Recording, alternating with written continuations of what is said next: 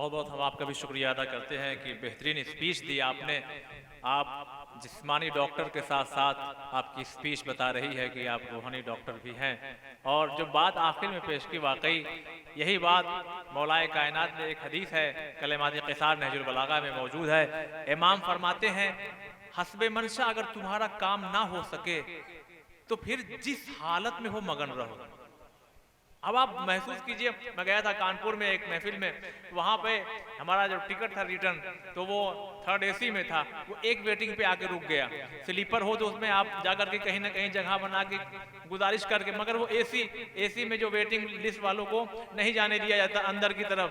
تو پھر ہم نے کہا سارے لوگ اس ٹرین میں جو بیٹھ کر کے سیکنڈ کلاس میں جا رہے ہیں آج ذرا ان کے ساتھ سفر کیا جائے. واقعی کہہ رہا ہوں ذرہ برابر بھی ٹینشن نہیں ہوا.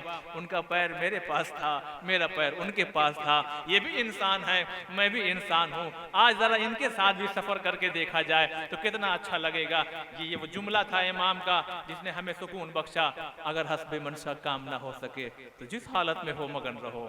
ہمیں چاہیے کہ ہم بھی, ورنہ دماغ ٹینشن, پھر انسان ڈاکٹروں کے پاس اپنی پیسوں کو یعنی ضائع کرتا رہے گا. بہرحال بہت سی باتیں ہیں جو انشاءاللہ علماء اور ذاکرین آپ کی خدمت میں پیش کریں گے. میں اب بڑے ہی ادب و احترام کے ساتھ گزارش گزار ہوں خطیب نہج البلاغہ حجت الاسلام علی جناب مولانا سید قمر علی صاحب سے کہ تشریف لائیں.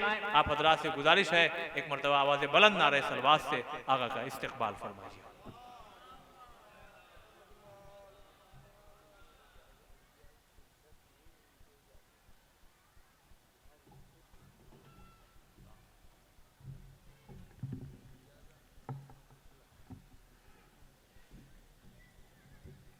صدر محترم سرکار شمیع الملت علی جناب مولانا شمیم الحسن صاحب قبلہ اور ڈائس پر اور کرسیوں پر بیٹھے ہوئے سبھی حضرات سلام علیکم. اعوذ باللہ من الشیطان الرجیم, بسم اللہ الرحمن الرحیم. الحمد للہ الذی ہدانا لہذا وما کننا لنہتدی لولا ان ہدانا اللہ.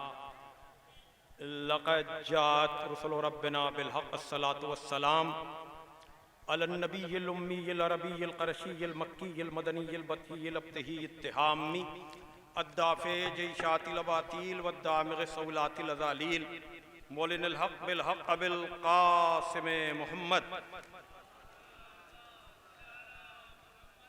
وآلہ الطیبین الطاہرین المعصومین المظلومین ولعنۃ اللہ علی اعدائہم اجمعین من الآن الی یوم الدین. اما بعد, سئل عن قولہ تعالی فلنحیینہ حیاۃ طیبہ فقال علی علیہ السلام ہی القناعۃ. حاضرین گرامی قدر, میرا موضوع ہیومن ویلوز ان نہج البلاغہ یعنی انسانی اقدار کا تذکرہ نہج البلاغہ میں. مختصر ترین وقت میں چند باتیں امہٹ کی سرزمین پر ہونے والے اس علی ڈے میں جو غدیری یووا فاؤنڈیشن کی جانب سے ہر سال منعقد کیا جاتا ہے.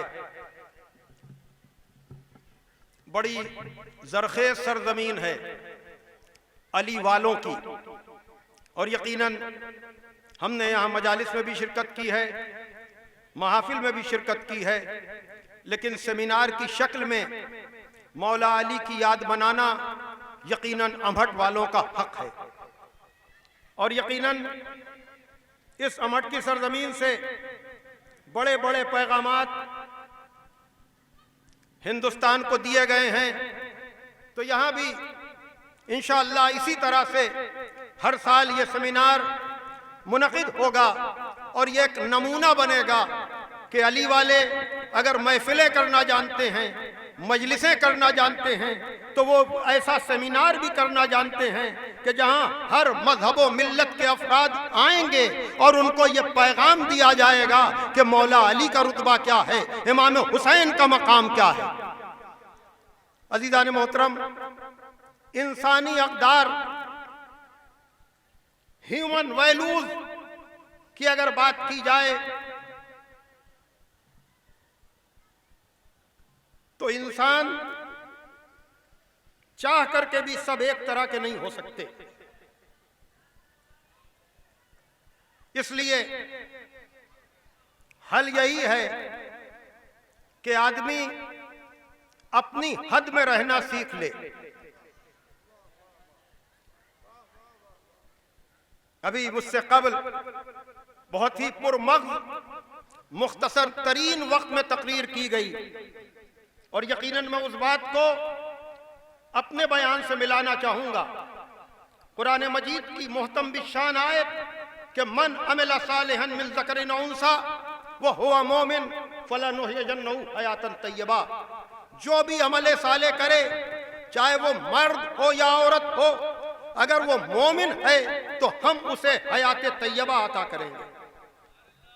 حیات طیبہ، ہر انسان ایک کامیاب زندگی چاہتا ہے۔ جب مولا کائنات سے پوچھا گیا کہ یا علی حیات طیبہ کسے کہتے ہیں، مولا کائنات نے کہا ہی القناعہ، حیات طیبہ نام ہے قناعت کا۔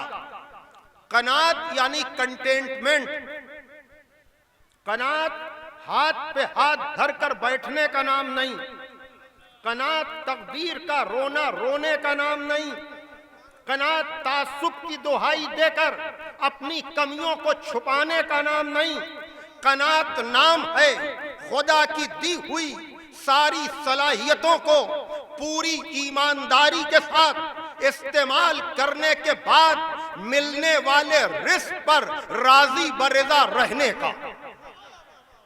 اور یقیناً جس کے پاس دولت قناعت آ جاتی ہے پھر وہ کل کی فکر میں یعنی مستقبل کی فکر میں اپنے حال کو خراب نہیں کیا کرتا، بلکہ حال کو اس طرح سے جیتا ہے کہ اسے شکوہ نہیں کرنا پڑتا ہے، بلکہ پروردگار کا شکر ادا کرتا ہے۔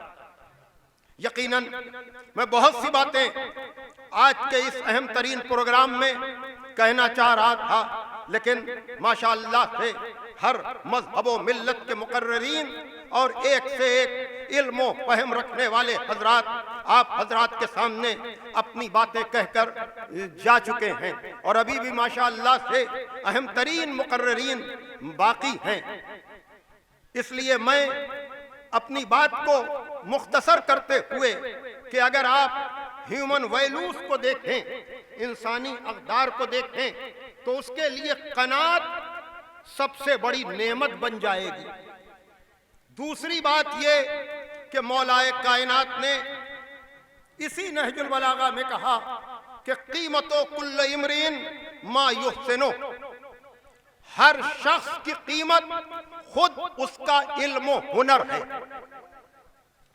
یعنی شکل و صورت سے نہیں، قد و قامت سے نہیں، انسان کی قیمت کا تعین اس کے علم و ہنر کے ذریعے سے ہوتا ہے۔ اسی لیے آپ نے دیکھا عزیزان محترم کہ بار بار کہا گیا کہ سب سے بڑی انسان کی جو صفت ہے وہ صفت علم ہے، لیکن ہر آدمی علم کے کمال پر نہیں جا پاتا ہے۔ اس لیے مولا کائنات نے انسانی اقدار کا ذکر کرتے ہوئے کہا کہ دنیا کی کامیابی کا دار و مدار 4 لوگوں پر ہے۔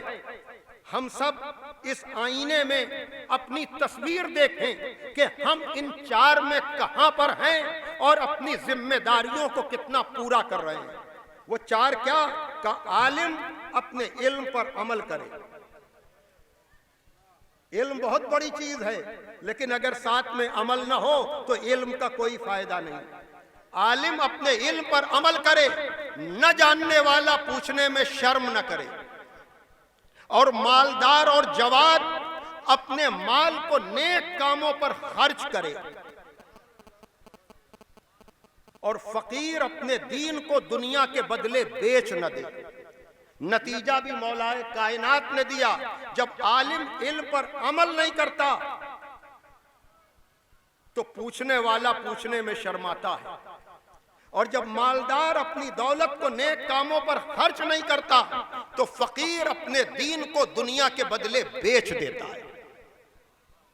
یقیناً ہمارے سامنے نہج البلاغہ میں مسلسل اس حوالے سے پیغامات ہیں, لیکن میں ان سارے حوالوں کے ساتھ کہ جو مولا کائنات نے ابن حنیف کے نام لکھے جانے والے اس خط میں جس کا حوالہ بار بار دیا گیا, جہاں مولا کائنات نے ابن حنیف کو تنبیہ کی اور پھر تنبیہ کے بعد فرمایا الا وَإِنَّا لِكُلِّ مَعْمُومٍ إِمَامًا يَقْتَدِي بِهِ وَيَسْتَضِيءُ بِنُورِ عِلْمِهِ. اے ابن حنیف یاد رکھو کہ ہر معموم کا ایک امام ہوتا ہے, ہر رہرو کا ایک رہبر ہوتا ہے, ہر فالوور کا ایک لیڈر ہوتا ہے جس کو وہ فالو کرتا ہے, جس کے علم سے وہ کسب ضیاء کرتا ہے. الا وَإِنَّ إِمَامَكُمْ قد اکتفا من دنیا ہے بتمرے ومن تومہ بقرصے. یاد رکھو تمہارے امام نے تمہاری دنیا سے غذا کے نام پہ 2 روٹیاں لی ہیں اور لباس کے نام پر 2 چادریں لی ہیں, یہاں تک بیان کیا گیا. لیکن اس سے آگے مولا کائنات کہتے ہیں وَإِنَّكُمْ لَا تَقْدِرُونَ عَلَى ذَلِكَ. لیکن دیکھو تم اس بات پہ قدرت نہیں رکھتے ہو کہ اختیار ہوتے ہوئے میری طرح سے 2 روٹیوں پر اکتفا کرو یا 2 چادروں پر اکتفا کرو. لیکن اعینونی بورعٍ واجتہاد وعفۃ وسداد. لیکن تم پاک دامنی کے ذریعے سے اور عفت کے ذریعے سے اور سعی اور کوشش کے ذریعے سے تم میرے مددگار بن سکتے ہو. بتایا کہ تم علی جیسا بننے کی کوشش نہ کرو, لیکن اپنے اندر تقوی اور پرہیزگاری کا جذبہ پیدا کرو, عفت و پاک دامنی پیدا کرو اور سعی اور کوشش کرتے رہو تاکہ تم میرے مددگار بن جاؤ. بھائی ہم سب ہر نماز کے بعد, ہر مجلس اور محفل کے بعد امام زمانہ کے ظہور کی دعا کرتے ہیں اور یہ کہتے ہیں کہ ہمارا شمار ان کے انصار و اعوان میں ہو جائے. لیکن اگر ہم واقعاً اپنے زمانے کے امام کے ناصر بننا چاہتے ہیں تو جو نصرت کا معیار پہلے امام کا ہوگا وہی معیار آخری امام کا ہوگا. پہلے امام نے معیار نصرت بیان کر دیا کہ اگر تم میرے ناصر بننا چاہتے ہو تو تقوی اور پرہیزگاری اختیار کرو, عفت و پاک دامنی اختیار کرو اور سعی اور کوشش کرتے رہو. تو جو پہلے کی نصرت کا معیار ہوگا وہی آخری کی نصرت کا معیار ہوگا. اور آخر میں میں چاہوں گا کہ میں ایک ایسا قول آپ حضرات کے سامنے پیش کر دوں کہ جہاں پر مولا کائنات نے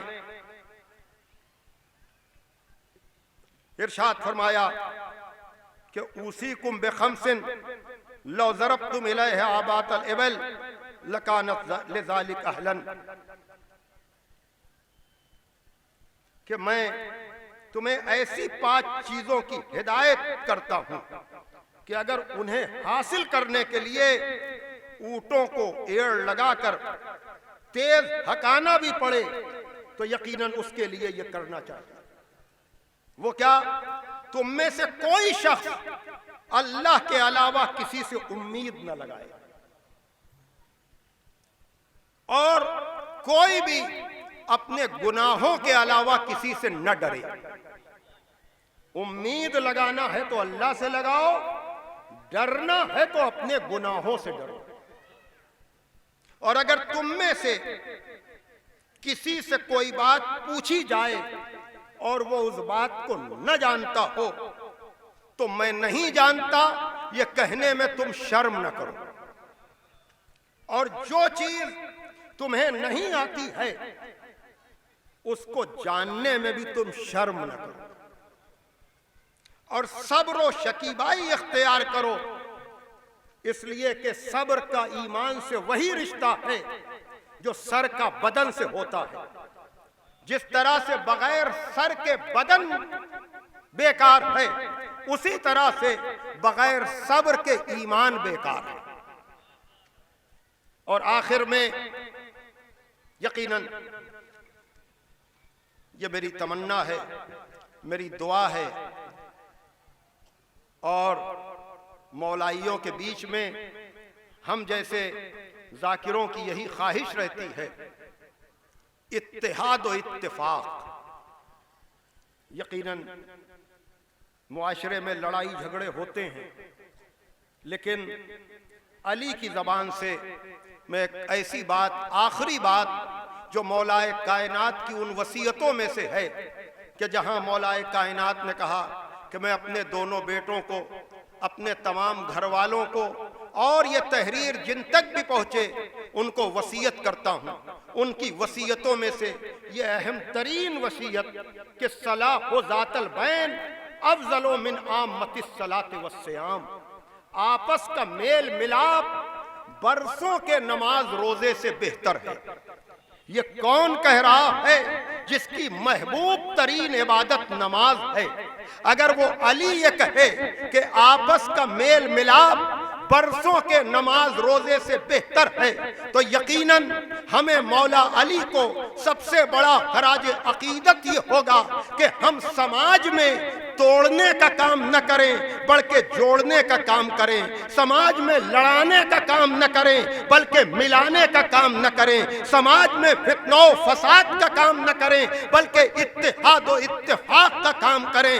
یقیناً انسانی اقدار میں سب سے بڑی قدر یہ ہے کہ اگر انسان کسی کو کوئی فائدہ نہیں پہنچا سکتا ہے تو کم سے کم توڑنے کا کام نہ کرے، علی کے نام پر سماج کو جوڑنے کا کام کرے۔ جتنا جتنا جوڑنے کا کام کرے گا اتنی اتنی محبت عام ہوگی، جتنی جتنی محبت عام ہوگی اتنا اتنا علی کا پیغام لوگوں کے دلوں میں اترتا چلا جائے گا۔ والسلام۔